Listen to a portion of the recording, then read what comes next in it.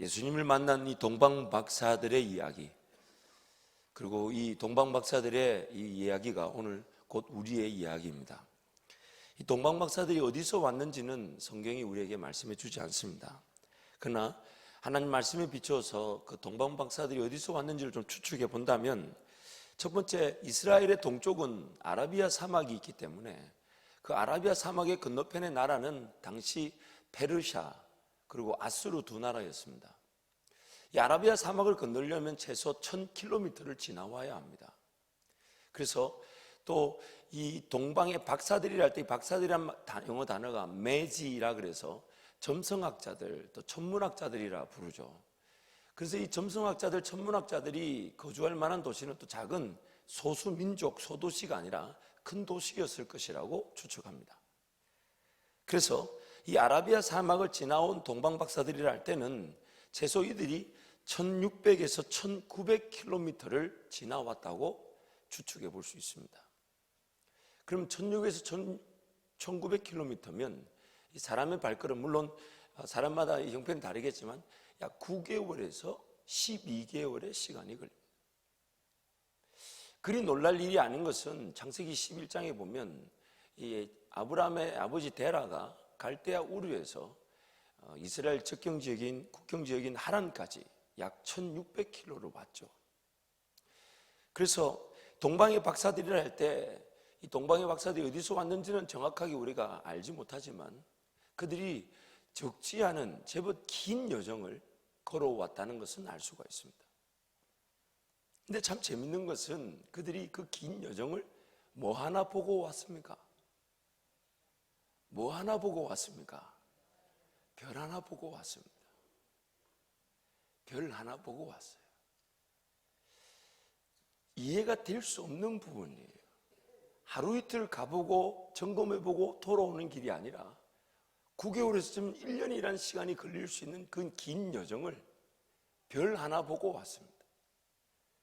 인내가 필요할까요? 안 필요할까요? 우리 같으면 몇 번을 포기했을까요? 아마 1년을 걸어왔다면 365번을 포기하고자 했을 것입니다. 사람마다 다르겠지만 저 같은 경우는 아마 하루에 10번씩 3650번을 포기하고 싶었을 것입니다. 그런데 그 동방 박사들은 그 별에 이끌려서 기어이 그 긴 여정을 와서 우리 주님을 만났습니다. 이것이 바로 성령에 이끌리는 삶의 대표적인 현상입니다. 하나님의 성령에 이끌려 사는 사람들의 가장 대표적인 현상. 갈 바를 알지 못하는 중에 떠납니다. 어디로 가는지를 모르지만 그냥 마음에 감동을 주셔서 시작합니다. 뭔가 뜻은 분명히 있는 것 같은데,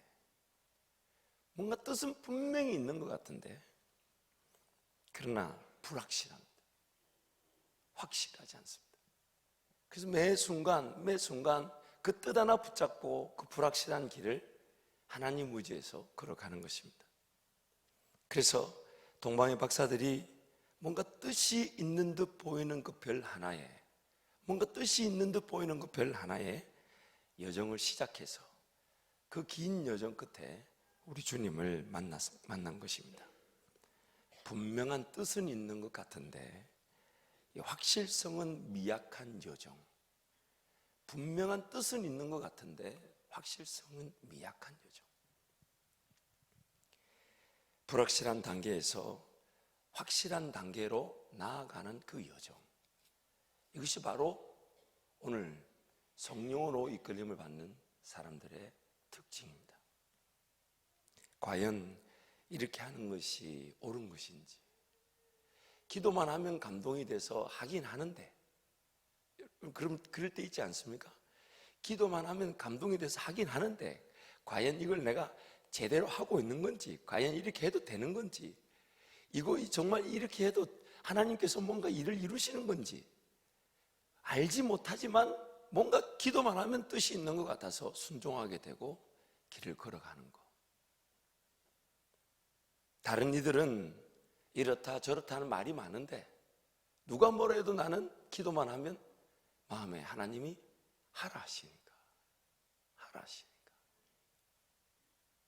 성경에서는 분명히 이렇다고 하는데, 성경에서는 그 진리를 통해 하나님의 뜻은 이렇다고 하는데 아직 내 삶에는 그것이 믿어지지 않는, 아직 내 삶에는 그것이 받아들여지지 않는, 우리의 신앙은 불확실한 단계에서 확실한 단계, 어디로 갈지 모르는 단계에서 기어이 주님을 만나는 그 자리까지 나아가는 것입니다. 그래서 신앙은 머나먼 불확실한 여정 끝에 주님을 만나는 것입니다. 그리고 그 주님을 만나면 또 그 주님을 만난 이후에 또 그 불확실한 어떤 믿음의 여정을 또 걸어가서 더 깊이, 더 확실한 주님을 만나는 것이 바로 우리 신앙의 여정인 것입니다. 인생의 방향은 정해졌으나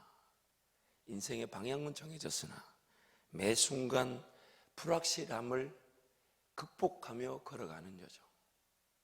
분명히 방향은 정해져 있는데, 표대는 세워져 있는데 그 표대를 향하여 걸어가긴 하지만 매 순간 불확실합니다. 얼마나 불확실하냐면 보이지 않는 것도 문제지만 정작 그 보이지 않는 그 길을 걸어가는 내 마음은 끊임없이 불신하고 의심하고 두려워하고 염려하고 불확실하죠. 정해진 게 없어요. 그러다가 찬양하고 기도하면 오직 주께로 내 마음을 정하였습니다 하고 결단하고 다짐하지만 막상 돌아가서 보면 여전히 그 해결되지 않은 것 같은 문제와 어려움 속에 또 마음은 의심과 불신, 두려움, 긴장. 하나님 과연 일하실까? 하나님 과연 은혜를 베풀어 주실까? 하나님 과연 도우실까? 마치 동방박사들에게 별이 방향은 제시해 주지만, 그 별이 과연 어디로 끌고 가서 과연 누구를 만나게 할지, 아니면 정말 그 별이 그 메시지가 주는 바대로 이 땅에 오실 메시아를 만나게 해줄지 안 해줄지, 그 불확실한 여정을 동방박사들이 인내하고 걸어서 기어이 주님을 만난 것처럼 오늘 저와 여러분의 삶도 분명히 표대는 서 있습니다. 분명히 주님이 걸어가자 하시는 그 길은 서 있지만 그 길을 쫓아가면서 늘 의심하고 두려워하고 항상 정말 하나님을 믿지 못하는 그 불확실함 속에서 인내하고 참고 견디다 보면 기어이 우리 주님을 만나게 되는 것입니다. 그러므로 동방박사들의 여정은 오늘날 우리의 여정입니다. 분명히 주님을 만나고 주님을 기어이 더 깊이 경험하는 은혜의 여정을 우리는 지금 걸어가고 있는 것입니다. 하지만 불확실한 상태에서의 여정은 시작되어 삶의 순간순간의 그 포기와 내려놓음의 위기를 이겨내고 그 불확실함 끊임없이 보이지 않죠. 또 더군다나 내 마음도 정해지지 않아서 자불한석이죠. 그러나 그런 불확실함, 내려놓고 싶고 포기하고 싶은 그 위기들을 끊임없이 이겨내면서, 그래서 여러분 항상 깨어있어 기도할 수밖에 없는 것은 하나님께 매번 달려나와 은혜를 구하지 않으면 이 불확실한 이 의심과 불안과 염려, 이걸 떨쳐낼 수가 없는 거예요. 그래서 내려놓고 포기해버리면 그 믿음의 역사를 보지 못하게 되는 것입니다. 우리 삶의 가장 안타까운 것이 이것입니다. 오늘 우리 삶의 가장 중요한 것은 죄를 짓고 안 짓고의 문제도 아니에요. 우리가 결국 하나님을 만나게 하고 예수님 만나게 하는 걸림돌이 되는 것이기 때문에, 그러나 히브리서 12장 1절 말씀 가보면 죄뿐만 아니라 또 우리를 힘들게 하는 것이 무엇이냐면 무거운 것이라고 말해요. 근데 그 무거운 것이 왜 생겼을까요? 주님을 분명히 의지하며 살아간다고 하면서도 믿음의 길을, 믿음의 역사를 맛보지 못하다 보니 나도 모르게 내 인생의 짐을 내가 만들어 지고 있단 말이에요. 주님의 짐은 쉽고 가볍다고 했는데 왜 무거울까요? 주님이 우리에게 수고하고 무거운 짐진 자들아 다 내게로 와서 내 짐을 지라. 왜? 내 짐은 쉽고 가벼우니까. 그런데 왜 무겁게 느껴질까요? 내가 지금 주님의 짐을 지고 있는 것이 아니라 내 인생의 짐을 내가 지고 있는 것입니다. 내가 만든 인생의 문제를 내가 지고 있는 것이고, 믿음의 길을 걸어가고 보이지 않는 그 길, 하나님만 절대적으로 의지하며 걸어가야 될 그 길을 하나님만을 바라봐야 될 그 길을 걸어가지 않고 내 방법, 내 지식, 내 경험으로 걸어왔습니다. 그래서 내가 문제를 만들었어요. 내가 인생의 무게를 더했습니다. 지금 당장 헤쳐나가고 싶지만 그 헤쳐나가야 될 그 문제는 하나님이 허락하신 것이 아닌 내가 만든 것입니다. 나의 죄악됨이, 내가 하나님을 거절함이, 내가 하나님 앞에 깨어 기도하지 못함이. 그래서 우리는 하나님께 달려나온 매 순간 깨어 기도하지 않으면 믿음의 역사와 믿음의 길을 맛보지 못하고 걷지 못할 뿐만 아니라 내 인생의 그 인생 그 자체를 내가 지고 가야 하는 무게로 바꿔버리고 맙니다. 자연스럽게 바뀌어버립니다.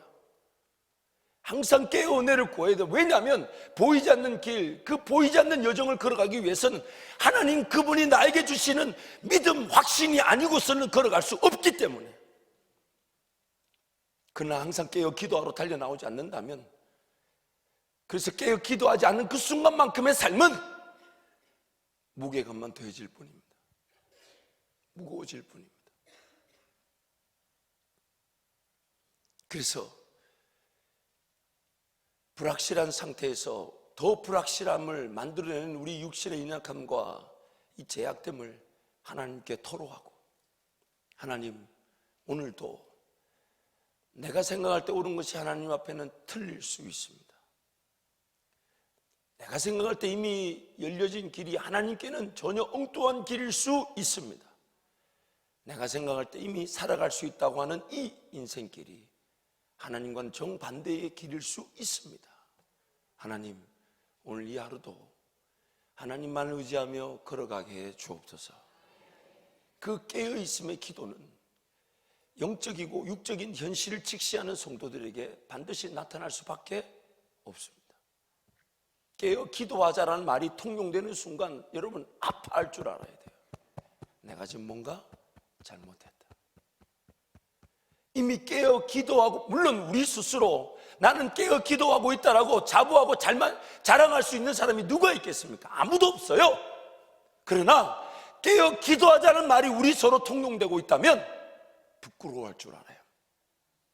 이미 깨어 기도하고 있어야 될 내가 깨어 기도하고 있지 못해서 그런 도전을 받고 있다면 나는 지금 내 삶을 하나님께 내어드렸기보다는 내 방법, 내 지식대로 끌고 가고 있다는 것을 자명한 셈입니다. 그러므로 오늘 저와 여러분의 삶의 여정, 오늘 이 하루도 하나님께서 어떤 길로 인도하실지 아무도 모릅니다. 오늘 하나님께서 우리에게 호흡을 주셨으니 분명히 하나님의 계획과 목적이 있을 것인데, 오늘 어떤 일이 일어날지 혹시 아시는 분, 어제 신문 보고 혹시 점을 치신 분 계시나요? 요즘 신문에 그런 게 있는지 모르겠습니다만 제가 어릴 적에 보니까 신문에 띠별로 왜 운세를 제공했던 게 있는데 요즘은 그 신문에 그런 게 안 보이는 것 같아요. 근데 이상하게 또 그게 눈길이 가요. 그죠? 저만 그렇습니까?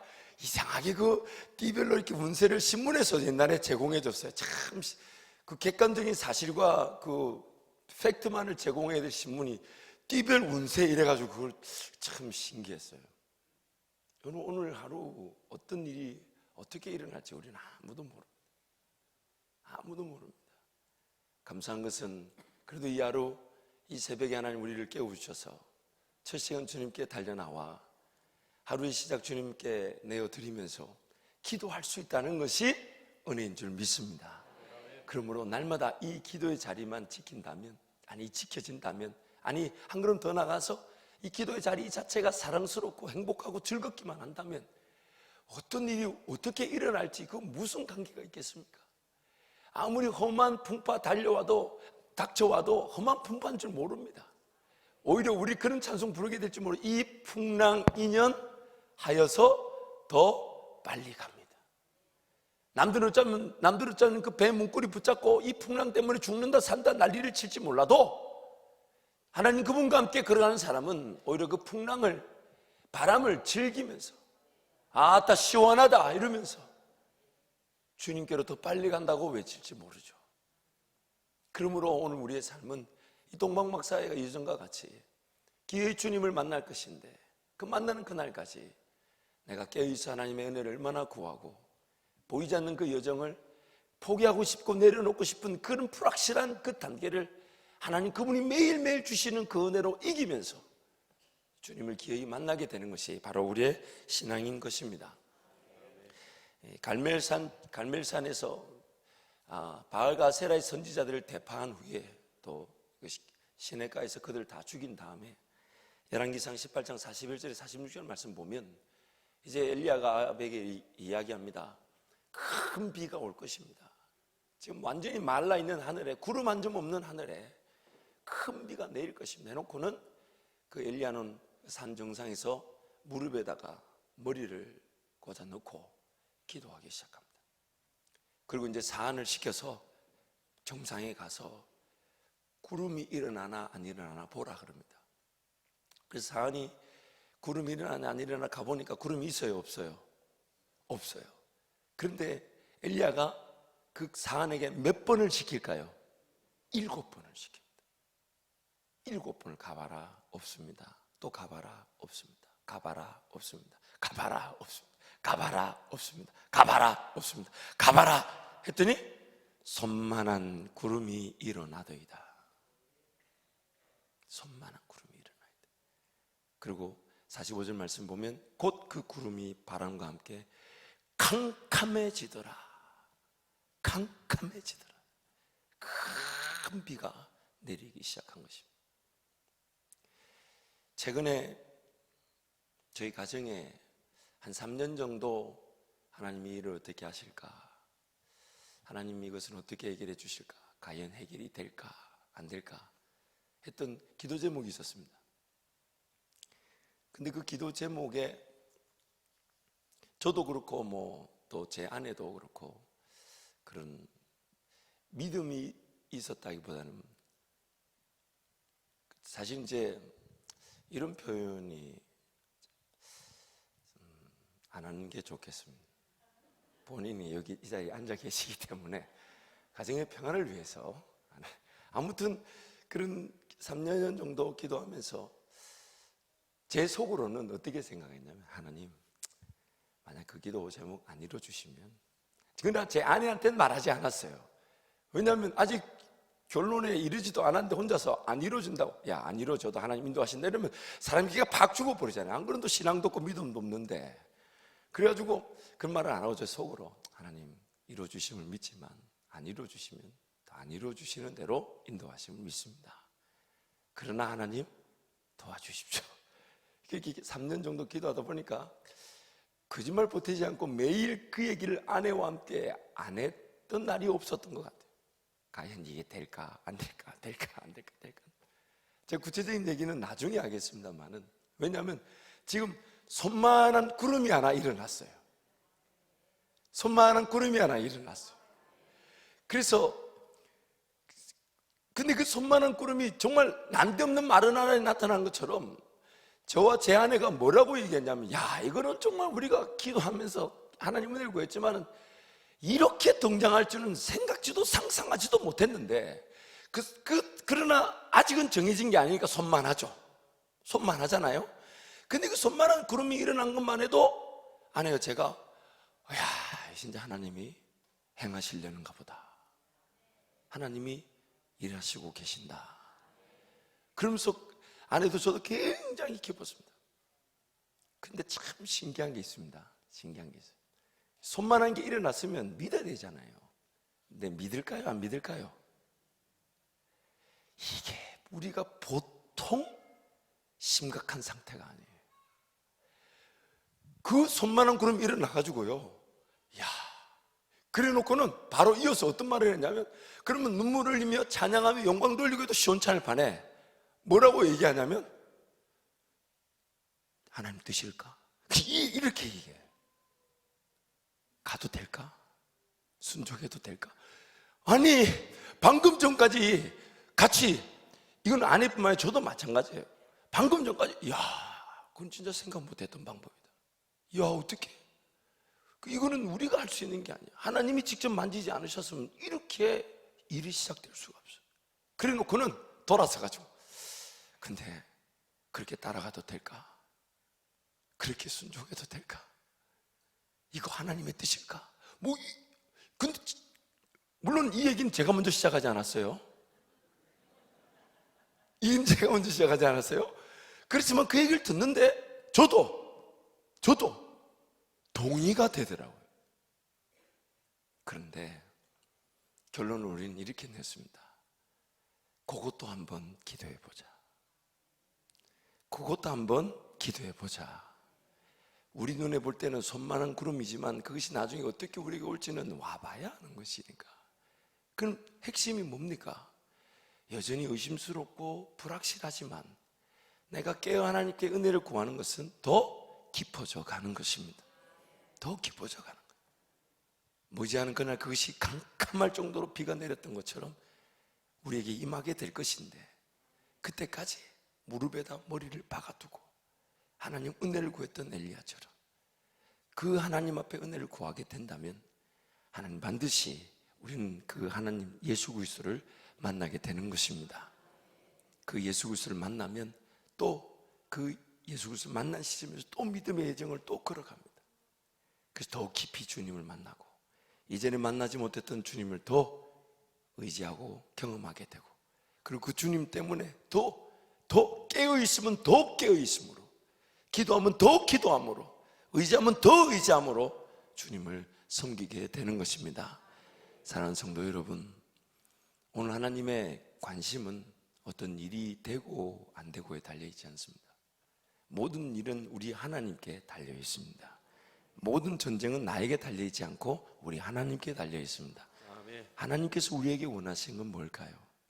하나님 우리에게 원하시는 건 뭘까요? 그 주님을 내가 얼마나 의지하고 사랑하며 그 주님을 섬기는가. 제가 필리핀 가서 이제 그 선교사님들 부탁으로 말씀을 전할 기회들이 종종 있었습니다. 한인교회 갔을 때는 뭐 이렇게 한국말로 설교하니까 부담이 없는데, 어느 선교사님이 이제 우리 노찬양 전도사님 아버님 계신 세안교회 11주년 감사 예배를 준비하면서 외부 강사를 찾고 계셨대요. 그러면서 제가 이제 왔다는 얘기를 들으시고 전화가 오셔서 안 그래도 강사를 찾고 있는데 오라고 해서 제가 물었습니다. 성도들이 필리핀 사람이죠 했더니 선교사님 빼고 다 필리핀 사람들이에요. 그래서 이거 또 간만에 또 잘 안 써봤던 영어를 써겠구나 싶어서 영어로 설교하는데 참 신기해요. 여러분 보시기에는 제가 영어 하는 게 좀 미덥지 않을 수 있겠지만은 그 어떤 분이 저러더라고. 어떻게 저 얼굴에 영어를 하냐고. 굉장히 제가 그때 기분이 나빴지 어쨌든. 근데 그런 기회가 있는데 참 재밌는 건 그 영어로 설교하는 중에도 하나님이 그때 그 순간에 뭔가 깨달음이 있고 또 깨닫게 하시는 것에 참 감사했는데, 그분들한테 설교하면서 저도 모르게 이제 깨닫고 설교했던 내용이 뭐냐면, 여러분 우리 인생살이 중에 가장 황당한 일이 뭔지 아십니까? 각자의 나름대로 황당한 사건을 경험하셨겠지만 가장 황당하고 당황스러운 일은 아마 이걸 겁니다. 그게 뭐냐면, 이 땅에서 하나님이 살아계심을 알고 이 땅의 주인 되신 분이 하나님이신 줄 알면서 그 하나님을 경험하거나 하나님을 알지 못하고 있다가, 그래서 어느 날도 눈을 떠보면 그 다음 날일 줄 알고 눈을 떠봤는데 하나님 만나는 거. 아니, 하나님 인정하지 않고 하나님 경험하지 못하고 하나님 그분을 전혀 이해하지 못하다가, 그래서 오늘 또 자면 내일도 눈이 떠지겠거니 하고 잤는데 눈을 떠보니까 누가 앞에 서 계십니까? 하나님이 서 계십니다. 얼마나 당황스러울까요? 얼마나 황당할까요? 이것만큼 황당한 일이 있겠습니까? 근데 만약 매일매일 주님 오심이 고대가 되고 기대가 되다가, 그래서 잠을 잘 때마다 하나님 오늘 밤에 만약 저를 데려가신다면 그토록 기다리던 주님을 만날 것을 사모합니다. 그리고 잠을 잤는데 눈을 떴는데 주님이 앞에 서 계신다면 그 얼마나 기쁘고 즐거운 일이겠습니까?